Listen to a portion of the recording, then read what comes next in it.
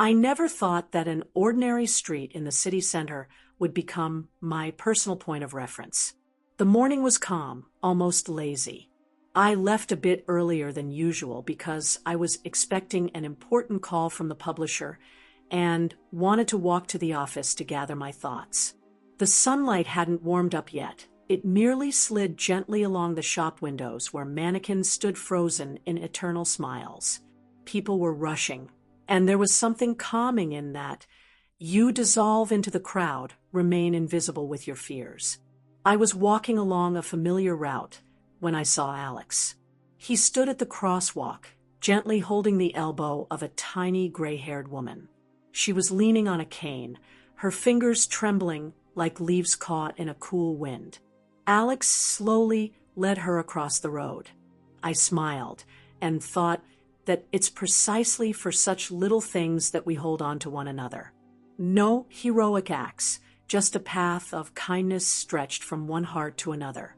I approached closer. Alex noticed me, raised his hand in greeting, his eyes glowing with a playful light. I was going to thank him for the beauty of that morning, but the flow of cars was already closing in, so we exchanged only a quick glance of understanding. He waited until the woman stepped onto the sidewalk, adjusted her embroidered bag on her shoulder, said a few encouraging words, and she nodded as if blessing his youth. Then he turned and headed to the cafe around the corner, the one that served the most aromatic almond croissant. I continued on my way. A soft warmth pulsed behind my back. Sometimes the kindness of others warms more than your own coat. I reached the traffic light when I heard the first siren. Police cars pass frequently in our area, but the sound still goes straight to the bones. The signals grew louder, sharper, as if someone was pressing the horn chaotically. I turned and saw 2 patrol cars stop at that very intersection. Their doors flew open, and the officers stepped out swiftly, as if time were slipping through a gap that could no longer be closed. They almost immediately surrounded the elderly woman. She flinched, touched the collar of her coat, as if seeking shelter there. One of the officers was speaking quickly. I could only catch fragments. Look closely, he may have hidden here. Any details? The woman lifted her head and began to answer, but her words were drowned by the noise of the traffic. I froze. Alex was at the cafe around the corner. Or was he no longer there? My heart suddenly sank like a grape forgotten in the sun. I walked closer, slowly, because everything around seemed uncertain. I didn't yet know what I would hear, but I felt it. The web was tightening. The officer asked the woman if she had a description. She waved her hand, then pointed exactly to where Alex had disappeared. The gesture was smooth, but I noticed that her fingers were trembling more than a minute ago. The second officer spoke into his radio, and his words once again dissolved in the roar. A wave of cold washed over me. Even though the sun had risen higher, I remembered how Alex had told me about his childhood, how he always wanted to be helpful, always wanted. I didn't let the memory finish the sentence. Instead, I took another step, right to the line where their scene began. The officer threw me a brief look, wary, assessing. I understood they were going to ask me what I had seen. How could I explain that all I saw was kindness? The woman sat down on a bench. Someone called for medics. I was still trying to connect the scattered dots in my mind. Helping someone cross the street, and sirens, kindness and anxiety. One world in one moment, and a completely different one 10 breaths later. I wanted to find Alex, to ask if he had noticed anything strange. But inside me, a shadow was growing, like water in a dark well. You can still breathe on the surface, but the bottom is calling. The officer noticed my presence and approached. His gaze pierced through me, as if he held an X-ray. He asked if I had seen the man who was accompanying the lady. I nodded and heard my voice sounding foreign. I said he was an acquaintance, that he had simply helped. The officer wrote down my name. Inside me grew a feeling that the answers had already been written backstage, and I would only get tangled in someone else's lines. I tried to call Alex. The line rang. A teacher once told me that the greatest fear is when the ink runs out mid-sentence. That dial tone became my ink. I stared at the screen and waited for the lifeline to continue, but the signal remained silent. Rumors spread through the crowd. Some whispered that a piece of jewelry had gone missing from the old woman's bag. Others were sure her wallet had been snatched.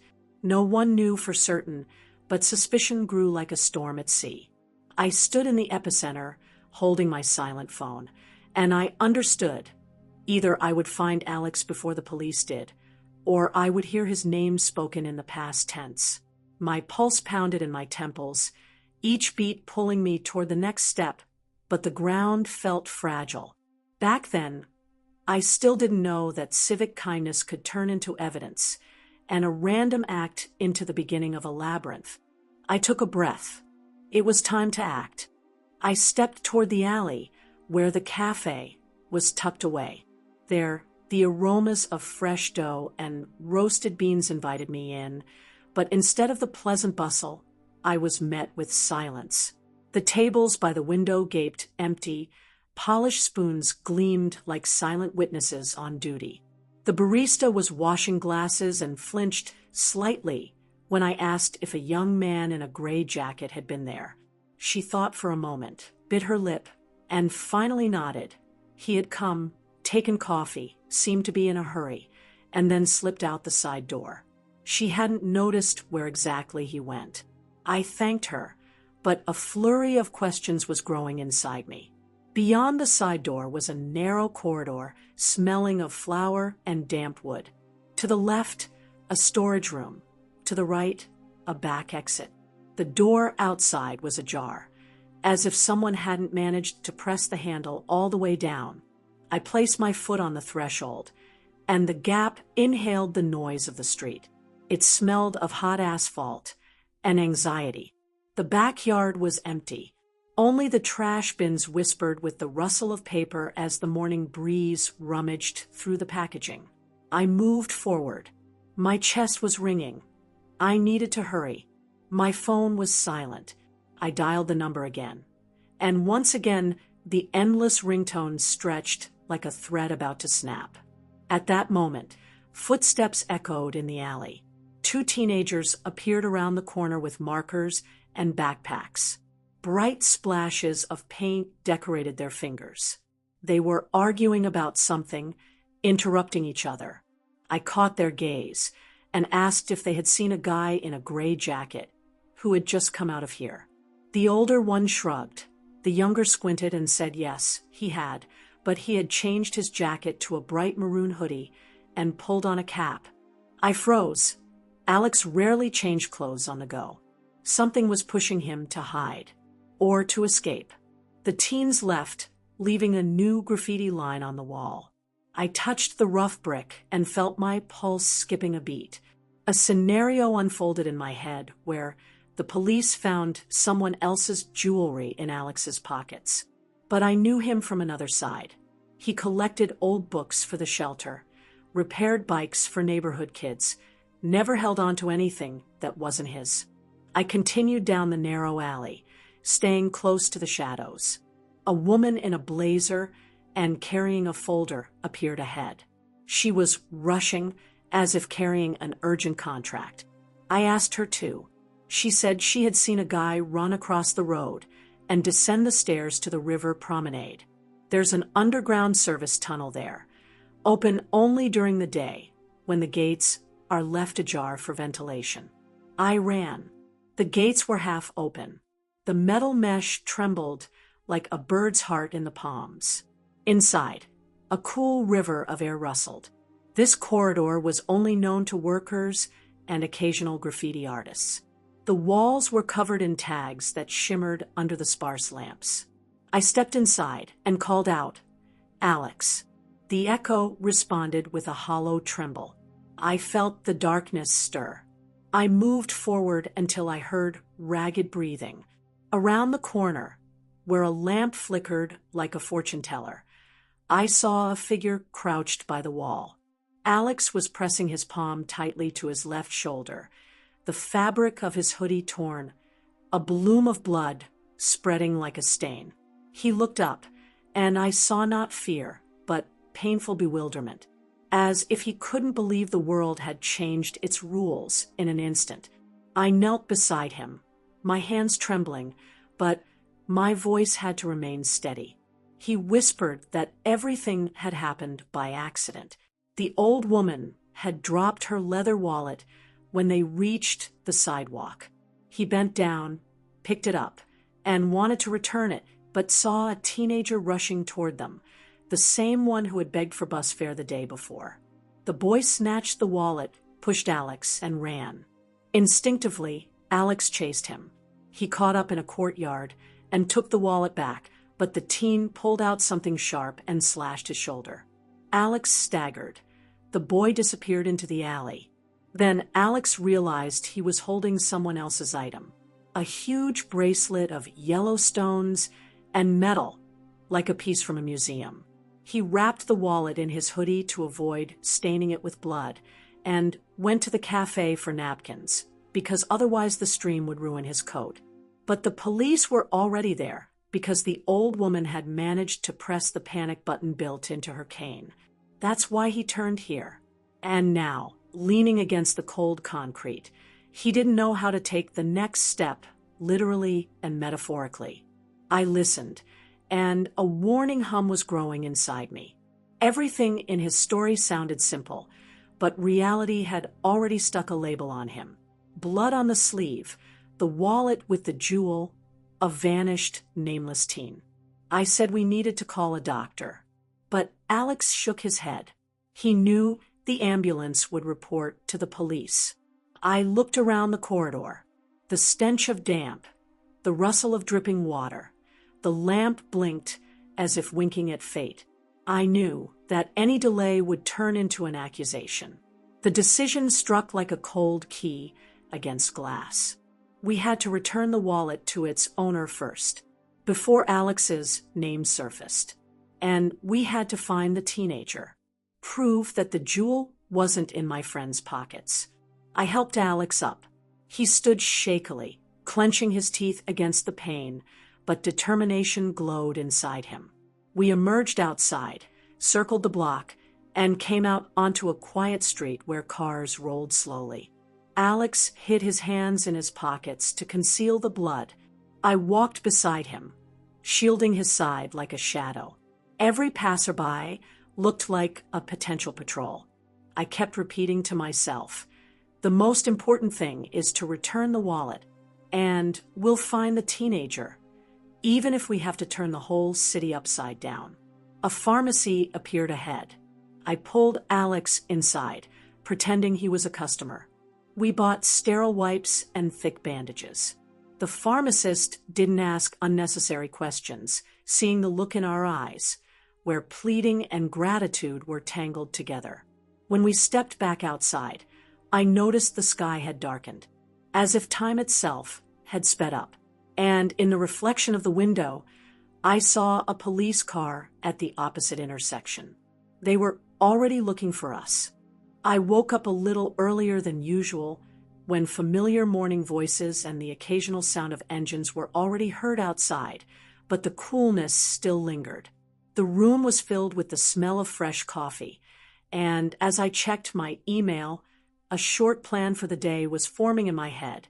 First, walk to the office to stretch after long evenings with paperwork, then a meeting, and closer to lunch I would need to finish the report. Summer was just beginning, so the air felt surprisingly soft and clear, and I decided to walk slower than usual to gather my thoughts.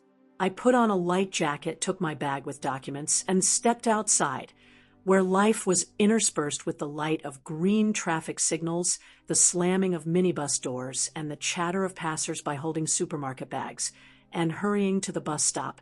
At first, I walked almost without noticing the road, mentally going over upcoming questions from colleagues. when I saw that the open space ahead suddenly narrowed. An elderly woman had stopped at the crosswalk, and next to her was Alex.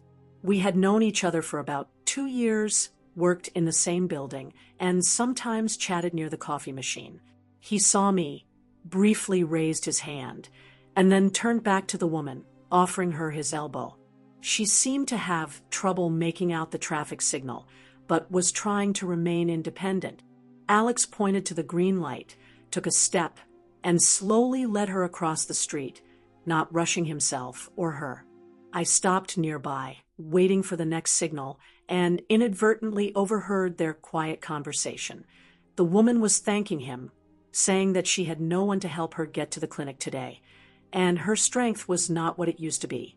Her voice trembled slightly, but I noted the firmness of someone who was used to coping on her own. When they reached the opposite sidewalk, I smiled at Alex, he nodded in response, and we parted ways as the traffic started moving again. I turned toward a small cafe, where I usually bought a cinnamon bun, still thinking that maybe I should grab a second one for the office. Perhaps it would please my colleagues. The pedometer showed the usual numbers, confirming that my morning route was going as expected. A couple of minutes later, the sound of a siren rang out behind me. In the city center, police cars pass regularly, so I didn't turn around at the first sound, but the wail approached quickly and then suddenly stopped, as if the cars had halted just a few steps away.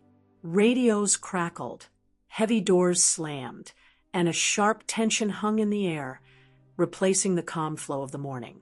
I turned and saw 2 police cars with flashing lights at the very crosswalk.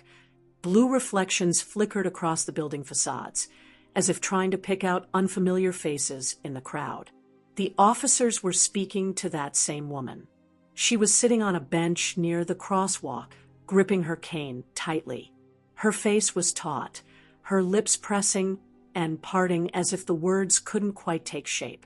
One officer leaned down and showed her a notebook with photographs. The other spoke into the radio in short, clear phrases, and from these fragments I picked up only a few key words: gray sweater, about 30, running quickly.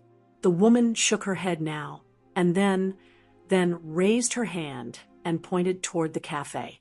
I realized she was pointing exactly where Alex had gone a minute ago. A chill swept down my spine. I hurried into the cafe, hoping to see him at his usual table. But the room only smelled of coffee and warm pastries, and no one was sitting at the tables. The barista, recognizing me, smiled casually, and I immediately asked if a young man in a gray sweater had come in. She thought for a moment and replied that a guy had indeed popped in, grabbed a coffee to go, mentioned a cut on his arm, and exited through the side door into the courtyard, saying he was looking for a pharmacy. The courtyard door was open, and I stepped into the narrow passage between brick walls, which smelled of dampness and wet cardboard. No one was ahead. I dialed Alex's number, but the phone replied with long, indifferent rings. Another call, the same mournful silence. At that moment, another police car drove into the alleyway, its engine rumbling softly, officers stepping out, scanning the shadows and talking on the radio. Instinctively, I stepped back under a metal awning, trying to remain unnoticed, and felt my heart pounding in my ears. It was clear they were looking for the very man who had helped a stranger cross the road just minutes ago. I tried to call again. The phone rang and finally responded with a short message that the subscriber was temporarily unavailable. My fingers started trembling, and a sharp thought arose inside me. If Alex was injured, he might really have gone to the pharmacy or, more likely, to the underground passage by the river, where there's a public restroom and a sink. But it was still unclear why he wasn't answering and why the police were questioning people specifically about him. I took a deep breath, feeling the cold air clear my head a bit, and began to decide whether to step out to the officer and say that I had seen Alex simply helping the woman. On the one hand, I wanted to explain everything immediately and remove any suspicion, but on the other, I understood that any imprecise phrase could turn a witness into a suspect. A few newspaper stories flashed before my eyes, where good deeds turned into criminal cases, and that image stuck in my mind, making it hard to breathe freely. The dull sound of a door slamming in the yard brought me back to reality. One of the officers said into the radio that all nearby alleys needed to be checked, as the suspect had likely been cut and might be looking for a pharmacy. I felt a wave of heat at the thought that they already had information about the injury. Apparently, someone really did see the blood. Maybe a teenager near the nearby store noticed Alex clutching his shoulder and told a security guard, who then called the police. I realized that if I didn't find Alex first, the situation could turn out very badly. I stepped from the shadows toward the exit and felt a surge of determination flare up inside. First, I needed to check the nearest pharmacy on the next street, then quietly head to the underground corridor by the river, which only local residents and utility workers knew about. I gripped the phone tighter in my hand and headed toward the road, deciding that I couldn't delay any longer. I stepped out onto the busy street and headed toward the nearest pharmacy, trying not to look around too often, so as not to draw attention. The windows sparkled with medicine boxes, and inside, under the soft yellow light, a small line had already formed, mostly elderly people buying their usual medications. I joined the end and focused on my breathing, as if a steady rhythm could push away the growing unease. When it was my turn, I leaned slightly over the counter and quietly asked the pharmacist whether a young man with a cut on his arm had come in. The woman in the white coat raised her eyebrows, squinted, and, tilting her head slightly, recalled that a very pale young man had indeed come in, holding his shoulder. He had bought an antiseptic spray and a roll of bandages, then quickly exited through the back door that leads toward the river. Having received confirmation, I bought a pack of wet wipes so I wouldn't look suspicious and exited the same way. The pharmacy yard was cramped. A concrete lot with trash bins, a couple of bicycles chained with thick locks, and a low door behind which a narrow staircase led down to a service tunnel. It smelled of dampness and machine oil. The overhead bulbs burned dimly, as if ashamed of their own light. I took a few steps and heard the door creak behind me, then shut. It was too late to hesitate. The only way back was through the long corridor. Cardboard boxes stood by the wall, exuding a chlorine smell. I tried to walk evenly, not too fast, so the sound of my heels wouldn't echo too loudly.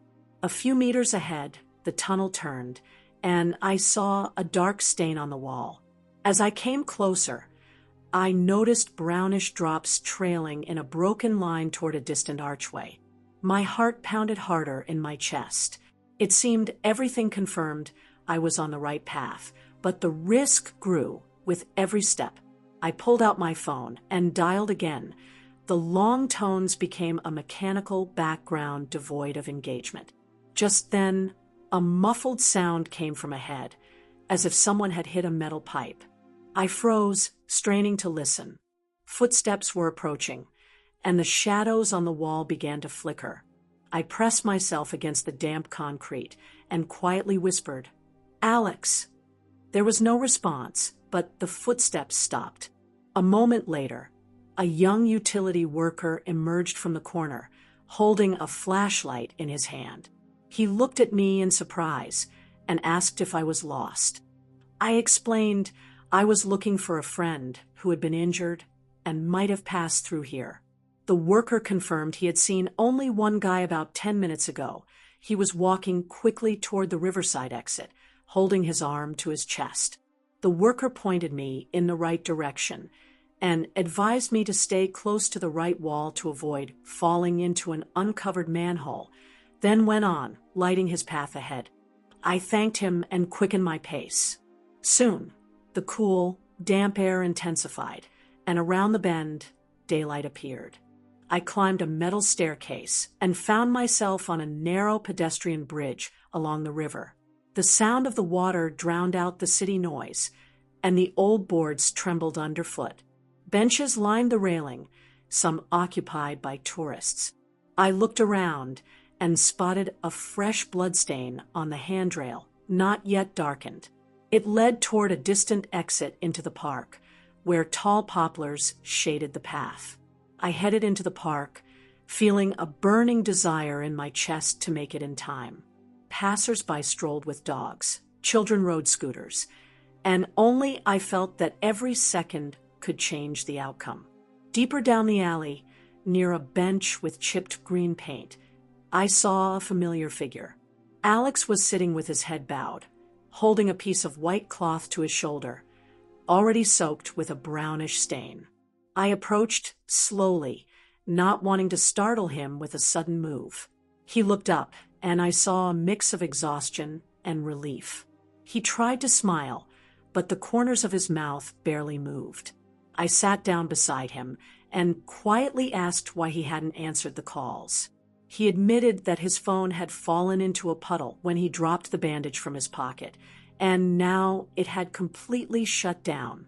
I offered to call an ambulance immediately, but he was afraid the police would arrive before the medics. I tried to calm him, saying that if we explained everything right away, it would be better than waiting for someone to find him by chance. Then he told me in more detail what had happened after the street crossing. When he and the woman reached the sidewalk, she suddenly dropped her wallet, and he bent down to pick it up. At that moment, a teenager ran up from behind, snatched the wallet, and bolted into an alley. Without thinking, Alex chased after him. The pursuit didn't last long. In a narrow courtyard, he caught up with the guy, yanked the wallet from his hands, but the teenager pushed him with his chest and struck him with something sharp. Before Alex realized he had been wounded, the boy had jumped over a fence and disappeared.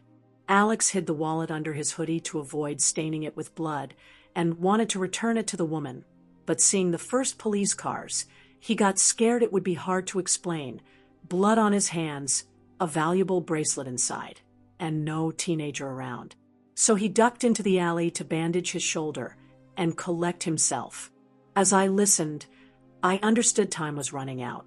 Blood was slowly but steadily seeping through the cloth, and Alex's voice was getting quieter. I took out my phone and called emergency services, reported the injury, and gave the exact location, trying to speak clearly. Then I told Alex it would be better to go together to that woman and return her wallet before the police arrived in the park, or the situation would get even more confusing. He looked at me with slight doubt, sighed, and nodded. We stood up, and I offered him my arm, since walking was becoming harder for him with every step. We walked slowly down the alley toward the main street, as if every step we took was synchronized with the rhythm of sirens trembling somewhere on the edge of hearing, while the summer breeze quietly tugged at the leaves and at the edges of the bandage on Alex's shoulder. He held his hand to his chest and occasionally inhaled sharply through clenched teeth, but I felt that the most important thing now was not to let him fall into that blurry veil that pain stretches between a person and reality. To distract him, I talked about the most ordinary things, about how the old woman in our courtyard plants marigolds every year even though the soil has long been depleted, about how in the evenings I can see from my window 2 teenagers appearing on the roof across the street with a guitar, singing so softly that the words are barely audible. Alex listened, and I could see attentiveness slowly returning to his gaze, as if he were coming back to the present step by step. When we exited the park, the road was eerily empty, as if the city had held its breath for a few moments. In the distance, an ambulance approached the intersection. I waved my hand and heard a short sound signal from the driver confirming he had seen us. Alex moved closer to me, as if he wanted to hide, but I gently assured him that the smartest thing now was to let the medics stop the bleeding. The vehicle pulled up to the curb, and the door opened right in front of us. A middle-aged paramedic, energetic and focused, got out first, quickly looked Alex over, and asked for his name and age. Alex, already losing strength, still managed to answer. We helped him into the vehicle, where the air smelled of alcohol solution and new rubber gloves. The medic examined the wound, treated it with antiseptic, and applied a new thick bandage, explaining that a surface-level vessel had been damaged, but the blood loss was still significant. While the treatment was underway, I heard a police car stop near the curb. The doors slammed, and an officer in a dark blue uniform stepped onto the ambulance's footboard.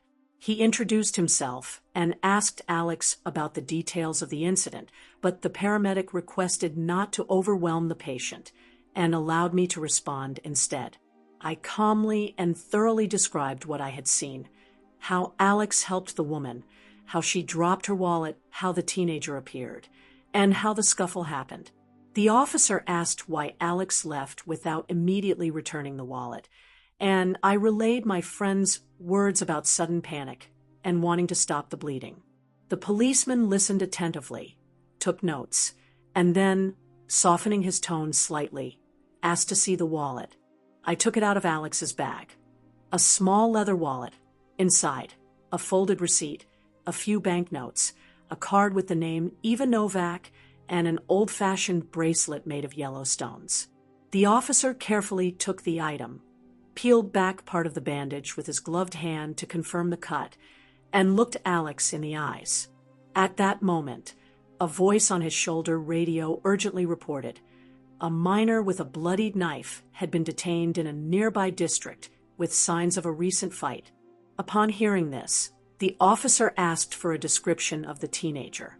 I described the boy I had briefly seen, tall, thin, in a dark blue hoodie with a white stripe.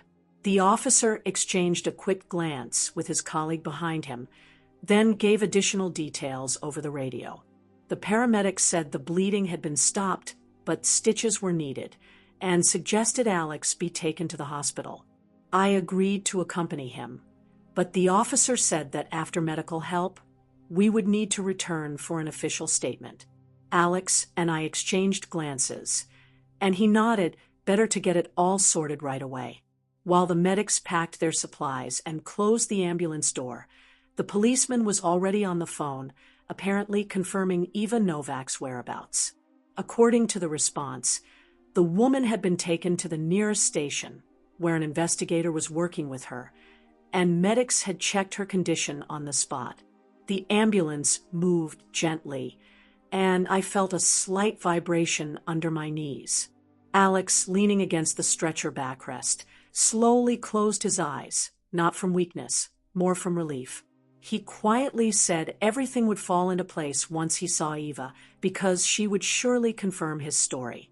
I agreed, but in my mind I was already calculating how long the hospital paperwork would take and how to get to the station quickly without losing the police escort or letting rumors spread.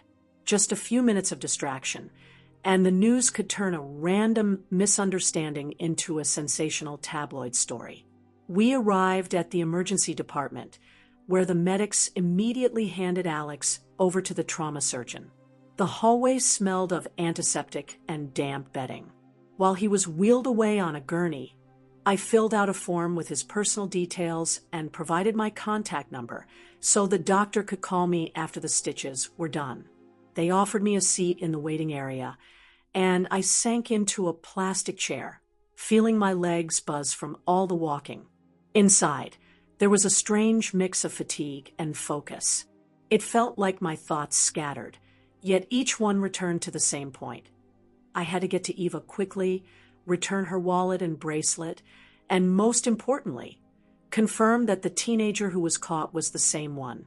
If the details matched, everything would be cleared up, and people would stop looking at Alex as a possible criminal. I checked the time. It was just past 10 in the morning, but the start of the day already felt like a distant past. In the hospital lobby, the wall clock ticked steadily, joined by the rustle of lab coats and the murmur of muffled voices. I moved closer to the window, because through the foggy glass I could see 2 police cars parked outside the fire exit, on standby with their lights on. The officer in uniform, The same one who had asked questions in the ambulance appeared from the hallway and, upon seeing me, walked directly toward the chair. He asked how long the procedure would take and suggested we head to the precinct as soon as the doctor permitted patient transport. I nodded, simultaneously trying to contact the reception where Eva Novak was supposed to be. The officer on the line informed me that the woman would soon be released home, as she had only a minor knee injury sustained earlier in the morning, but she agreed to wait if the investigator requested it. We decided not to waste time. The officer contacted the precinct and asked them to hold Eva until we arrived. A few minutes later, my phone rang, the number unidentified, but the surgeon's voice was clear. He said the wound had been sutured, an 8-centimeter stitch applied, and the patient's condition was stable.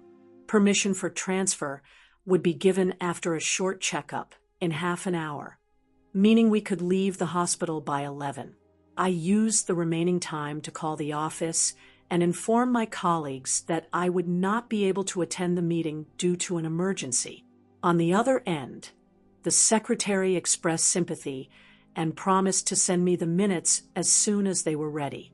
I briefly explained that Alex had become an accidental witness to a robbery. The restrained, "Hang in there," sounded almost surprised, as if such incidents only existed in the news and not in our rather peaceful city.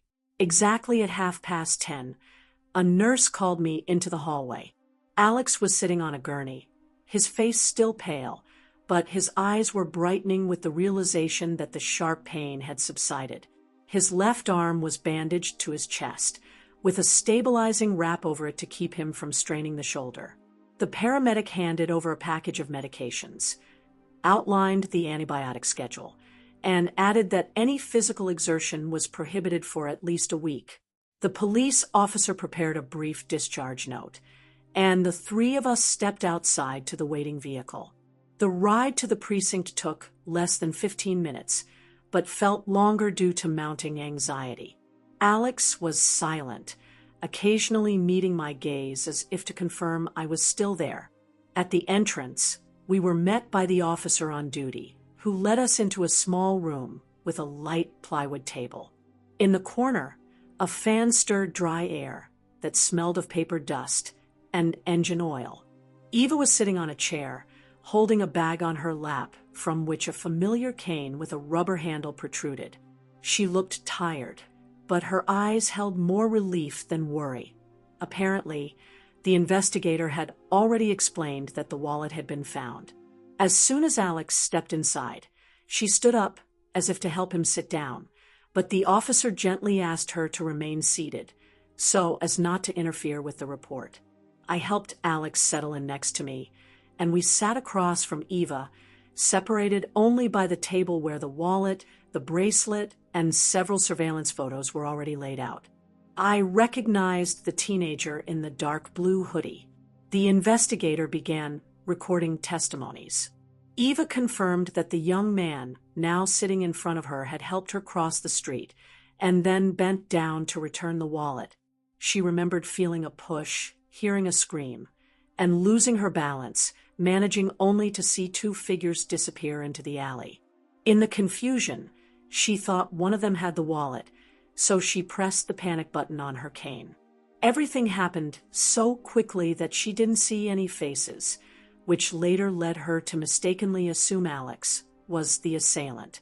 I saw the weight visibly lift from her shoulders when she heard about the teenager's arrest, and that traces of blood matching Alex's blood type were found on the knife recovered from the suspect.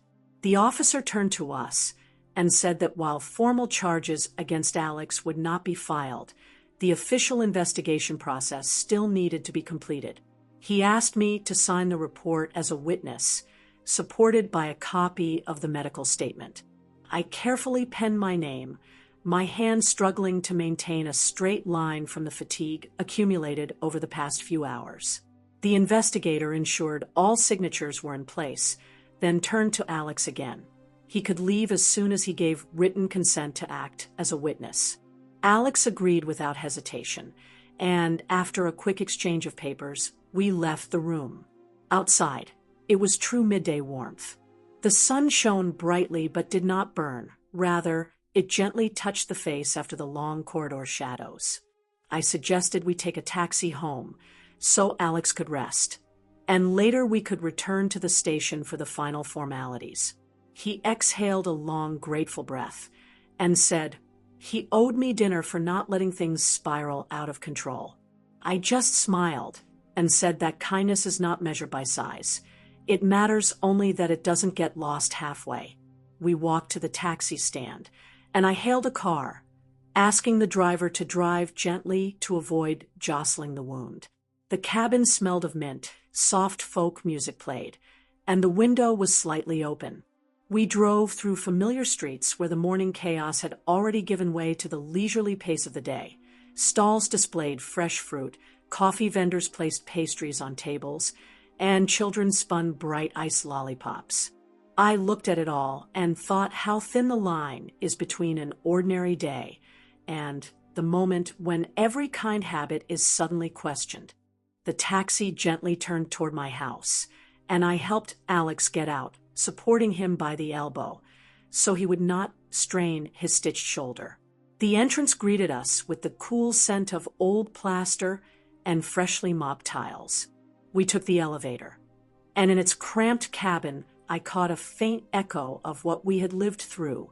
Every movement reminded me how easily an ordinary morning can turn into a trial when someone else's pain and hasty judgments enter it. The door to the apartment closed behind us, as if placing a pause on everything that buzzed and blinked outside. I settled Alex on the couch, gave him warm water with a dissolved painkiller, and brought him a clean t-shirt to replace the one stained with blood. He changed carefully, thanking me repeatedly, but I only nodded because words felt too loud inside the silence of the room. Instead of replying, I opened the windows and let in long strips of noonday light. The white curtains swayed gently, and in their calm, rustling, I heard the tension retreating. We sat side by side, and to keep the fatigue from turning into heavy silence, I suggested preparing a simple lunch. In the kitchen, I started cooking rice, took vegetables out of the fridge, and Alex watched the knife glide effortlessly through carrots and peppers. He admitted that these mundane sounds helped him feel that everything was still normal, even if police lights flickered outside. I understood him perfectly.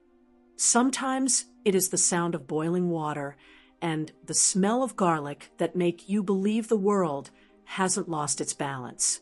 While the rice softened, I called the station and learned that the teenager had confessed to the attempted robbery and named several friends who had stood at the alley's exit, encouraging him. The officer added that the story was now practically closed, with only a few details and video footage to verify. The line dropped, and I felt the invisible weight finally lift from my shoulders. The chain of events was ending, leaving behind not noise but the whisper of conclusions. During lunch, we barely talked about what had happened.